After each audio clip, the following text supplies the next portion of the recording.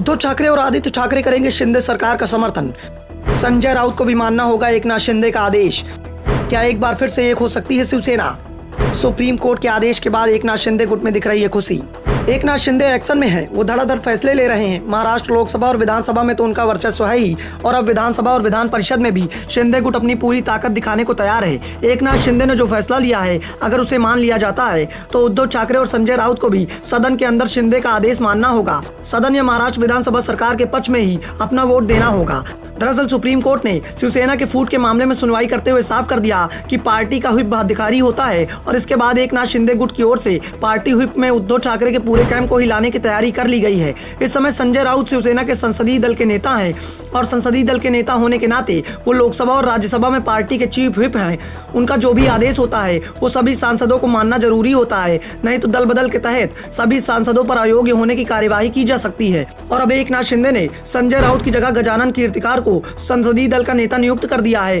Party अध्यक्ष की हैसियत से यह अधिकार अब उनके पास है। एकनाथ शिंदे ने संसदीय सचिव को पत्र भी लिख दिया है, जिसके बाद यह तय माना जा रहा है कि संजय राउत बजट सत्र के बचे हिस्से में शिवसेना के संसदीय दल के प्रमुख नहीं रहेंगे। ऐसे में कीर्तिकार व्हिप सभी सांसदों पर मान्य होगा, जिसमें संजय राउत भी शामिल है। शिंदे गुट ने पहले ही संसद भवन स्थित शिवसेना कार्यालय पर कब्जा कर लिया है। वहां से उद्धव ठाकरे और आदित्य ठाकरे की तस्वीरें हटाकर एकनाथ शिंदे की तस्वीरें लगा दी गई हैं। लोकसभा सदस्यों में हुई फूट के बाद लोकसभा के 13 सांसद भी एकनाथ शिंदे के साथ है, और उद्धव गुट के पास 5 लोकसभा सदस्य अब बचे हैं।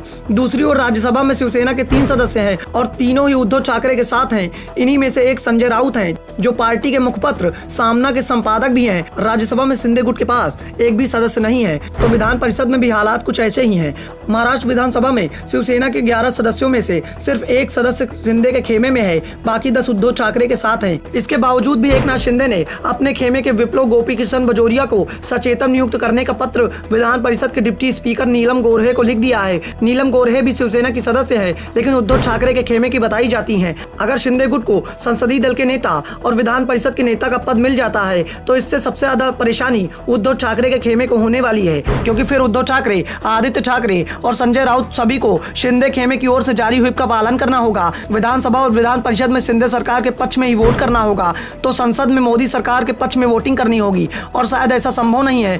उद्धव ठाकरे की ओर से साफ संकेत दिए गए हैं कि अगर ऐसी स्थिति आती है तो वो विधान परिषद की सदस्यता भी छोड़ देंगे, और आदित्य ठाकरे भी विधानसभा से इस्तीफा दे देंगे। वैसे भी विधानसभा का कार्यकाल अब 1.5 साल का ही बचा हुआ है, और संकेत तो इसी बात के दिखाई पड़ रहे हैं कि इसमें से 6 महीने से ज्यादा का समय तो कानूनी लड़ाई लड़ने में ही लग जाएगा, और लोकसभा का चुनाव तो एक ही साल में होना है। इसलिए उद्धव ठाकरे का गुट अभी इस मामले को अदालत में ही उलझा कर रखना चाहेगा। वैसे इस समय सभी की नजरें बीएमसी चुनाव पर टिकी हुई हैं। उद्धव ठाकरे को भी इस बात का एहसास है कि मुंबई में शिंदे गुट बेहद कमजोर है, और अगर ऐसे में उद्धव ठाकरे का प्रदर्शन बीएमसी चुनाव में अच्छा रहता है तो परिस्थितियां बदल भी सकती हैं।